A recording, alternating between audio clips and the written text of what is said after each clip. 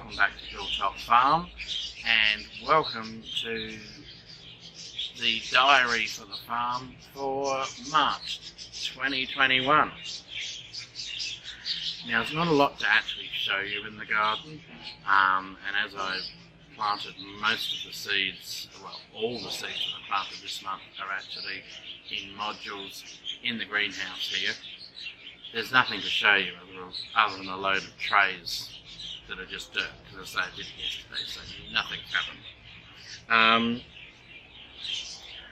But I thought I'd sit outside rather than in the house. It's a lovely morning here, and go through the seeds that I've planted, and then I will show you briefly. We planted out the lettuces were planted back in January, or the seeds were, and they've just gone into the ground now, and the cucumbers were planted in February planting, and they've gone in the garden. So, what have we been doing, what seeds have I been sowing for March? Well, the first one is broad beans. Now, if you watch the seed saving video, you saw that I'm just saving broad bean seeds. We're very fortunate here in Australia. We can actually pretty much grow broad beans all year round. So I do them roughly 6 months apart. So the last lot was finished, the new lot has just been planted. So Coles broad beans, the variety I have. Now, in my little thing here, I've kept everything. Now, do bear in mind, I don't normally go quite this crazy. Oh, here we go, the Australian way, so just for the flies. Now, I don't normally go quite this crazy, but I said in a previous video that I have so many seeds. As I've discovered, some of them dating back to, the best before date of 2013. So I'm really not expecting a lot from some of these. So some of these I've done with the intention, well, that's what I want to grow. Others just with the intention of using them up. And if they come up and I have extras, well, what a wonderful problem to have. Okay. So I planted snow peas. I've gone with mammoth melting. I've tried about 4 different types of snow peas, and they're by far and away the best one for our climate, for our farm anyway. So I've got those going. These are going to be in no particular order because it's all jumbled up in my little pouch here. I planted turnips. Golden ball we use. They're sort of a yellowy turnip, not as yellow as a sweet or rutabaga, but definitely more yellow than the typical white ones. They taste much the same as the others. And we don't generally grow a lot of them, but we use them in sort of soups and stews and casseroles and things. And curries, they're good in curries. So what we do is we just harvest them, dice them, can them, and then they're on the shelf when we want to add something like that. I'm trying purple top sweet or rutabaga. It's the American purple top. Again, as you know, it's my nemesis, but last time we got this one to actually come up at least. So we'll go with that. Right, what else have I got here? I've got a broccoli that doesn't seem to have any name or anything like that. It's just a plain green normal broccoli. I have a purple sprouting broccoli. That was years out of date. There's another broccoli called Desico, but again, miles out of date, so yet another unknown. Now, what's that one? I've got Brussels sprouts. These are Long Island Brussels sprouts. Again, miles out of date. Now, planted the first of our peas for the season. These are, they say they're a dwarf pea, but you know, does it get to 1.8 metres or 2 metres? That's been my experience. There's not a lot of difference. But anyway, this one's called Blue Bantam. Okay, it's a Mr. Fothergill's one. But yeah, we're trying that one. I don't think I've had that particular one before. Now there's another one here. You know, for those that are really stupid, it just says snow peas. There's no variety of snow peas. But it says so before 2019, so they may come up. That one's an iffy one. Now, I got cauliflower here. It's a vintage heirloom cauliflower, and when I actually opened it, I'm not joking, there must have been about a dozen tiny little cauliflower seeds. And I don't even know where this came from. The packet kind of looks like it's something out of the 70s, but there's no dates, there's nothing on it.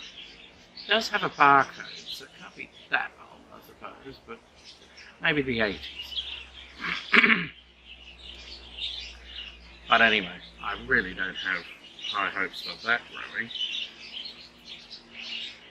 growing. These are out of date, but only just. And these are snowball cauliflower. So that one.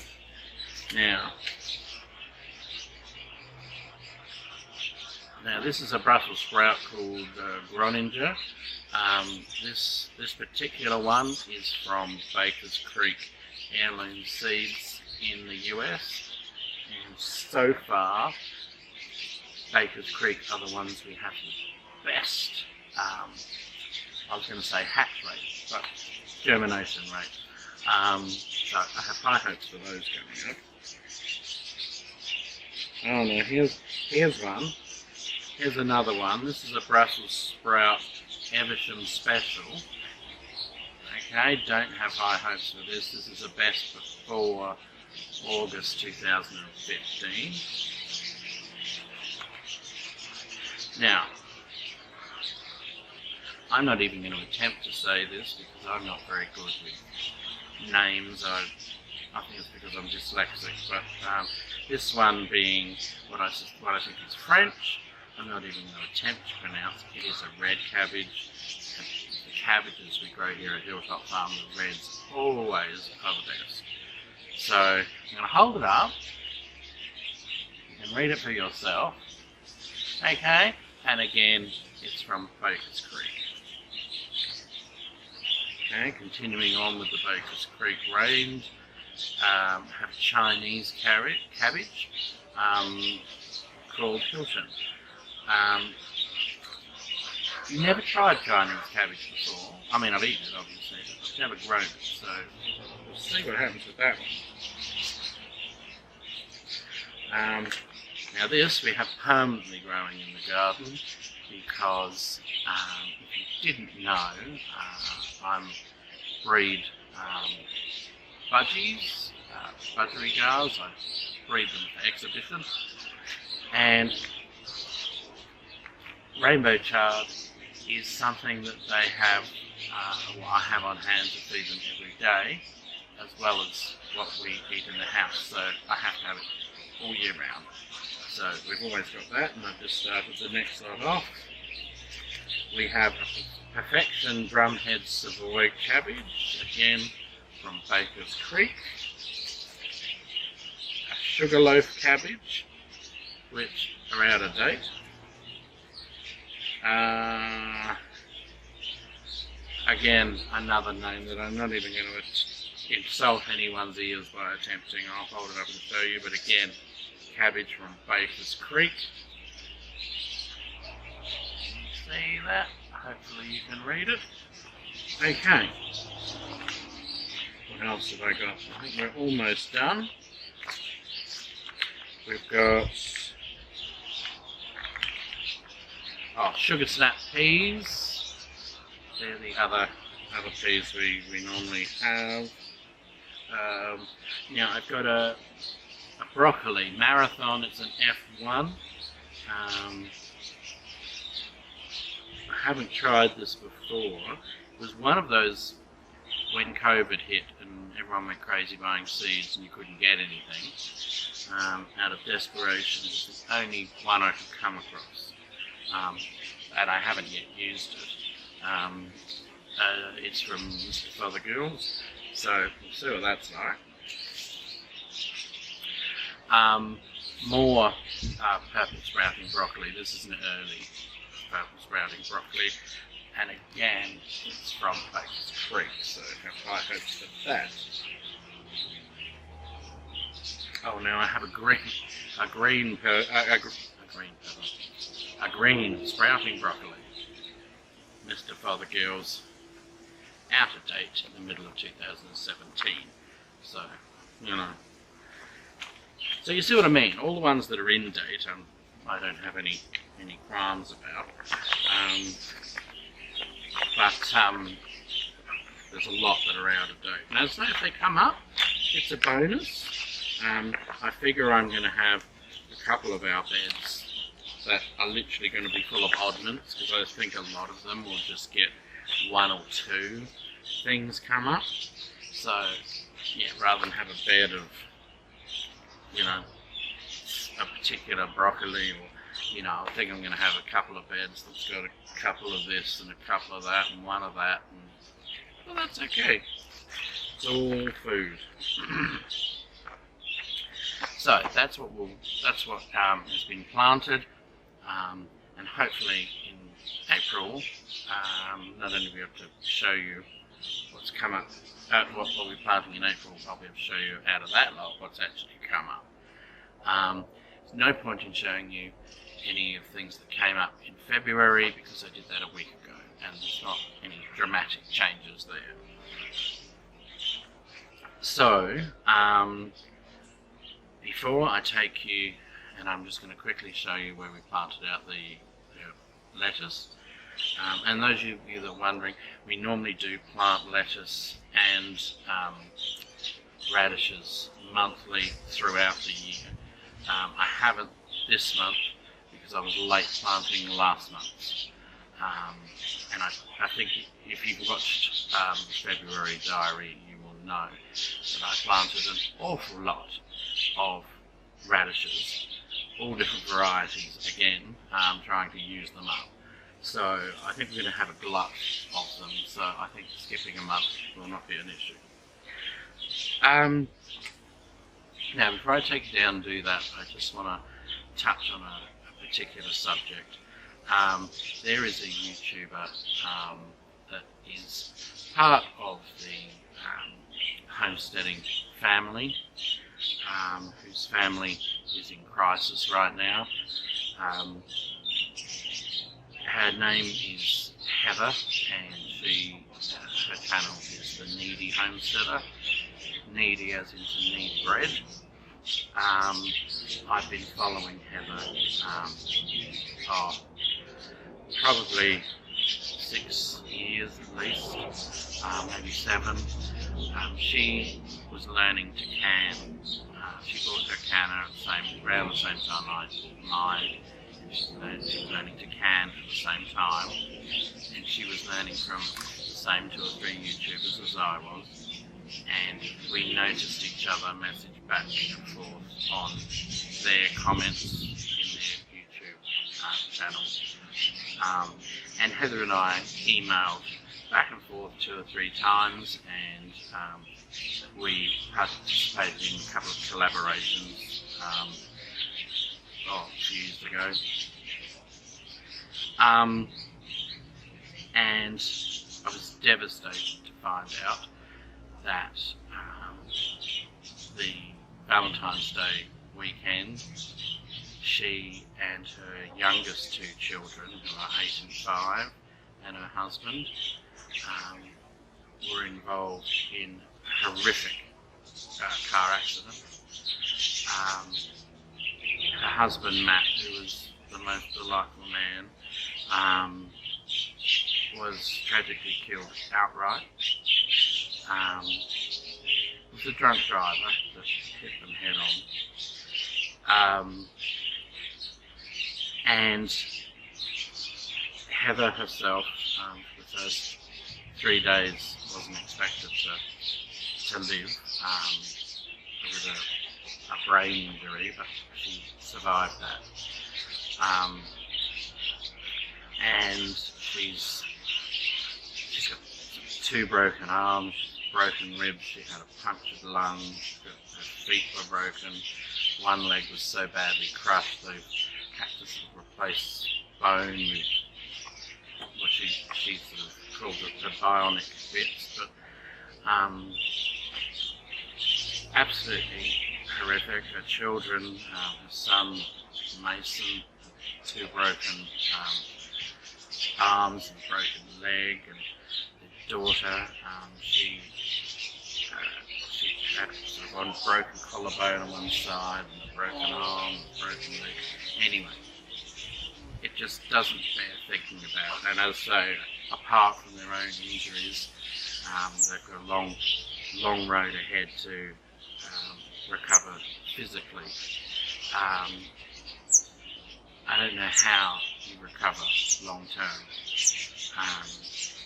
from losing, your father, and losing the person you intended to spend the rest of your life with. Again, doesn't bear thinking about. So, she's got 2 elder sons. They have set up a GoFundMe. If you don't know what that is, it's an online thing where you can go and you can donate money to help Heather and her family. They're going to have huge medical bills, presumably. I know they've only been in that house for 3 or 4 years, and prior to that she was renting, so I'm assuming there's a hefty mortgage on their property.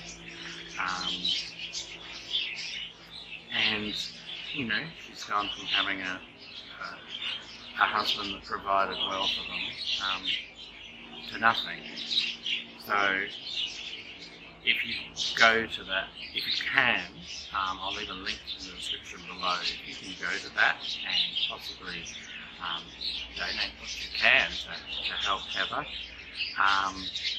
As I've seen in the past, the homesteading community is incredibly tight-knit and incredibly generous and is fierce at looking after their own in a crisis. And I have to say, I've seen this happen before, but just in 2 days, the amount that they've raised, I think last time I looked at it, was around about $225,000 US, which is a staggering amount. But don't let that stop you from digging as deep as you can, because as you can imagine, her medical bills and the expenses she has for that family ahead of them, it's not even going to scratch the surface. So, if you can, dig deep and please help this family and this lovely woman provide for her family that she now has to do. If you can't afford to give, and a lot of people can't, and I understand that, times are difficult, what you can do is you can go onto YouTube, and again I'll put a link to her channel down below. You can click on that link and you can go to, when you get to the channel, look for the playlists, find a playlist that's got 100 or more videos on it, click play, and then just minimize it. Like mute the sound, minimize it. I mean, you can watch it if you want. Great content, it really is. But if you don't have time, just let it play. And if you could do that for the next few months until she's able to start making videos again and have some money coming in, because all the time her videos are running and the ads are coming through, she's going to be getting some payment from that. And you don't have to do a thing to pay for a minuscule amount of electricity. If you're someone that leaves their computer on through the day, which I do, mine's on so I can check emails every time I walk past or what have you. At 5 o'clock this morning when I got up, I'm on Heather's channel playing, I think I'm going through all her canning videos at the moment, and that will run until I go to bed tonight. So the more people we can get doing that, the better. Subscribe to her channel. All these things will help bring in revenue to help a very, very, very deserving family in an extremely, incredibly difficult time. One that most of us, hopefully, will never experience. So anyway, that's, yeah. And whatever your religion, say a prayer, do whatever you would do.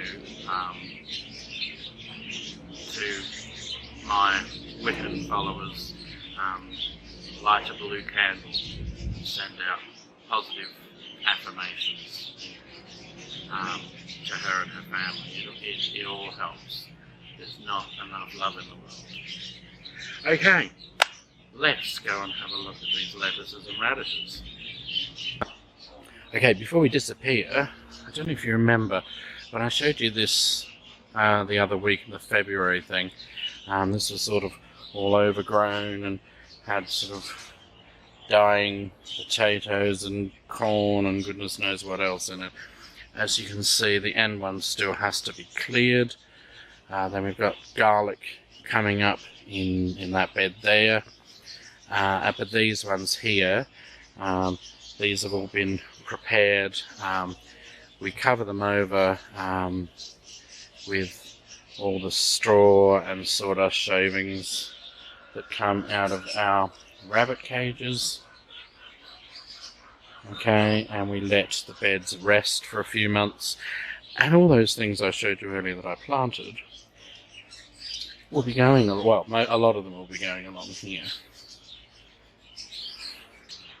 Now, do you remember me saying how the tomato plants, you know, we have a heat wave and they die back and then they come back in between heat waves? Well, as you can see, they've all got new growth on them that's looking lovely and healthy. But you can see the dead bits where they had died back. And all along the front here, we've got what is called Nonna Agnes's blue beans. They're one that we dry and then we can them, and again use them in soups and stews. Here you can see cos lettuce has all gone to seed, so we'll let those go. See all these tomatoes here? This is a volunteer tomato. We must get all those in before they're wasted. And this asparagus has gone a bit crazy. It's all amongst the basil. Okay, when you see your basil doing this, okay, nip it out.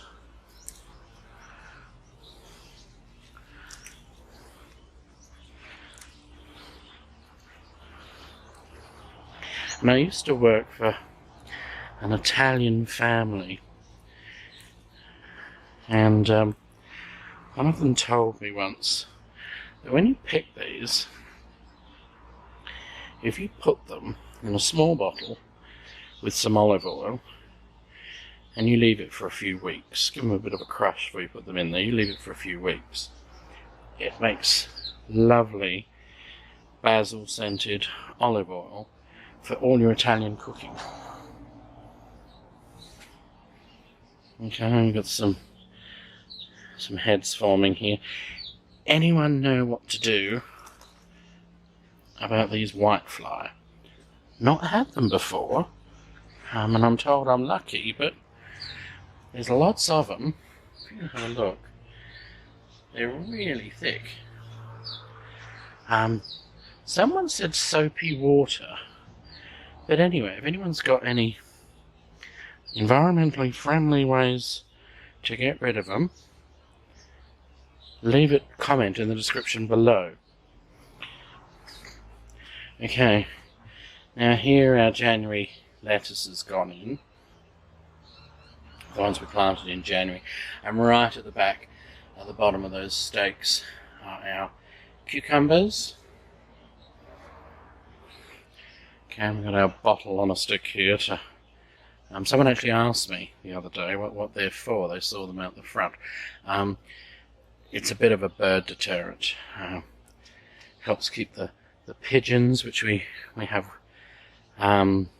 native pigeons here, which are a pain. We also have blackbirds. Not much scares the blackbirds, mind you. Okay, well, isn't this a wonderful sight? Alright, as expected, down the back, behind the bricks, are 3 rows of carrots, with not a single bean to be seen anywhere. But in the foreground, look at this. All these different 1, 2, 3 radishes of various different exotic origins going there. We have the same on that side of the brick. Right, so these are all weird and wonderful radishes from Baker's Creek. And the front row is just the plain old French breakfast that we get normally. So I'm ecstatic about that.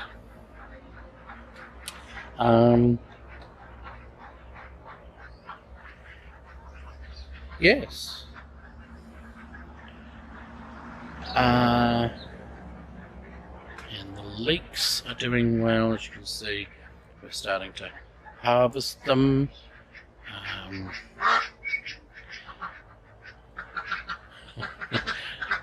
The ducks want to come out and have a wander around the garden by the sound of it. They're telling me off. Now, I don't know if you can see, but in that end bed, let me see if I can zoom.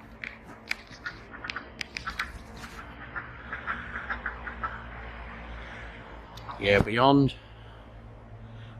this,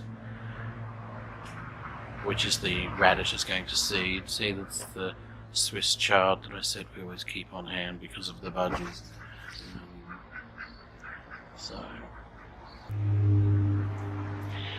So that's about it for another diary, farm diary. If you like this video, give it a thumbs up. Hit the subscribe button so you don't miss out on any other of our videos. Don't forget to go to the description below and pop down and give Heather, the needy homesteader, all the love you can. She deserves it. And until next time, it's goodbye from Hilltop Farm. See ya.